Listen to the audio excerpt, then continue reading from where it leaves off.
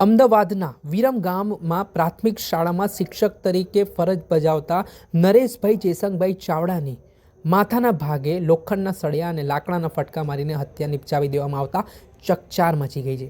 જેમાં આ હત્યા બીજા કોઈએ નહીં પરંતુ નરેશભાઈના વેવાઈએ જ કરી હોવાની વિગતો સામે આવી રહી છે. પરંતુ આ સમગ્ર બનાવની વાત કરીએ તો જે મૃતક છે નરેશભાઈ, તેમના વેવણ સાથે પ્રેમ સંબંધ બંધાયા હોવાની વિગતો સામે આવી રહી છે અને બંને મૈત્રી સંબંધમાં ઘણા સમયથી રહેતા હતા. તે બાબતને લઈને જે હાલ આરોપી વેવાઈ છે તેના દ્વારા બાબતની દાજ રાખીને છેલ્લા ઘણા સમયથી મનદુખ ચાલતું હોવાની વિગતો સામે આવી રહી છે.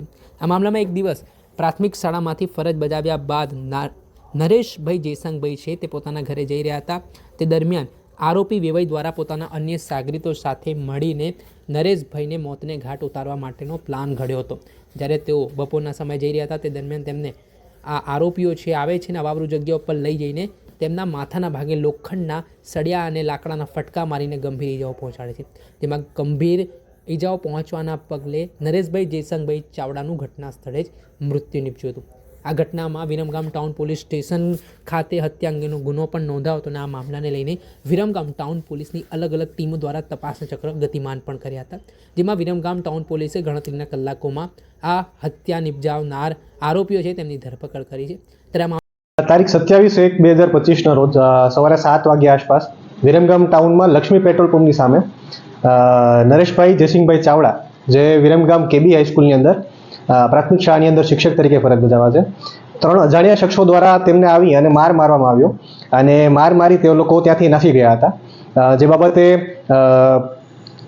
તેમને સારવાર માટે વધુ સારવાર માટે ગાંધી હોસ્પિટલ ખાતે એડમિટ કરવામાં આવ્યા હતા અને ત્યારબાદ એસવીપી હોસ્પિટલ ખાતે રિફર કરવામાં આવ્યા હતા. ત્યાંથી જાણ થઈ કે જે મરણ જનાર છે તે બાબતે પોલીસ તપાસ કરતા 3 આરોપી હતા તે બાબતની જાણ થઈ છે. સીસીટીવી ફૂટેજના આધારે અને હ્યુમન ઇન્ટેલિજન્સના આધારે 3 આરોપી છે. તે જે આરોપીના નામ છે કલાભાઈ વીરાભાઈ ગોહિલ, અજીતભાઈ ખેંગારભાઈ ગોહિલ અને જયસિંગ ઉર્ફે ગોકા કટારિયા. આ 3 આરોપીઓની પોલીસે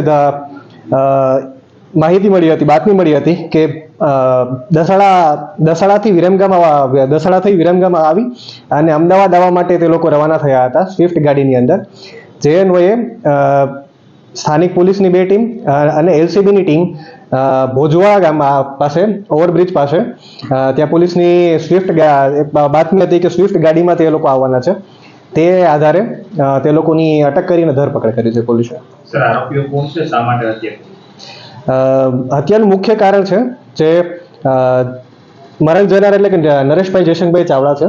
તેઓ આરોપી એટલે કે કલાભાઈ હીરાભાઈ ગોહિલ તેમના પત્ની સાથે છેલ્લા 8 મહિનાથી મૈત્રી કરારમાં હતા. જે બાબતે અંગત અદાવત રાખી અને તેમની હત્યા કરવામાં આવી છે. અન્ય 2 આરોપીઓ મુખ્ય આરોપીને કઈ રીતે મળ્યા? શું સંબંધીઓ છે કે શું? અન્ય 2 આરોપી જેમ કે અજીતભાઈ ખેંગારભાઈ ગોહિલ છે, તે કલાભાઈ હીરાભાઈ ગોહિલના કઝિન ભાઈ છે એટલે કે પિતરાઈ ભાઈ છે અને ધંધામાં એમના પેટ્રોલ પંપમાં ભાગીદાર પણ છે. અને જેસંગ ઉર્ફે ગોકા કટારિયા છે તે તેમના પેટ્રોલ પંપના ડીઝલના ફેરા કરવા માટે ડ્રાઈવર તરીકે ફરજ બજાવે છે અને ઘણા 3-4 વર્ષથી જોડે કામ કરે છે એટલે તેમના મિત્ર તરીકે પણ છે. તો બનાવના આગળના દિવસે 3 લોકોએ કાવતરું ઘડી અને આ બનાવને અંજામ આપ્યો હતો. સર, કેટલા સમયથી લિવિંગમાં રહે છે ને શું કઈ રીતે પરિચય થયો તો શું હતું? બંને વચ્ચે મરણ જનાર એટલે કે નરેશભાઈ જેસિંગભાઈ ચાવડા અને કલાભાઈ હીરાભાઈ ગોહિલ બંને વચ્ચે વેવાઈનો સંબંધ છે. એટલે કે નરેશભાઈનો પુત્ર અને કલાભાઈની પુત્રી બંને વચ્ચે આશરે 1.5 વર્ષ પહેલા સગાઈ થઈ હતી અને તેના આધારે બંને પરિચયમાં આવ્યા હતા. અને નરેશભાઈ અને જેમના જોડે મૈત્રી કરારમાં રહે છે તે અલકાબેન હર્ષાબેન છે. તે લગભગ આશરે 8 મહિનાથી વિરમગામ ખાતે મૈત્રી કરારમાં જોડે રહે છે. હત્યાના કાવતરા સાથે જ આવ્યા હતા કે માર મારવામાં આવ્યો હતો ના કે આ લોકોના અનૈતિક સંબંધ જ કારણભૂત છે કે કોઈ બીજું કોઈ કારણ આવ્યું? હાલની તપાસના આધારે એવું કહી શકાય કે મુખ્ય અંગત અદાવતને ધ્યાનમાં રાખીને જ બનાવને અંજામ આપ્યો છે. હતા ઓમ પ્રકાશ જાટ. જેવી રીતે અમદાવાદ ગ્રામ્ય પોલીસ દ્વારા આ સમગ્ર હત્યાની ઘટનાને લઈને ગંભીરતા દેખાડવામાં આવીને જે નરેશભાઈ જેસંગભાઈ ચાવડાની જે હત્યા થઈ હતી તે મામલાના તપાસનો ધમધમાટ શરૂ કરીને ગણતરીના કલાકોમાં આરોપીની ધરપકડ કરવામાં આવી.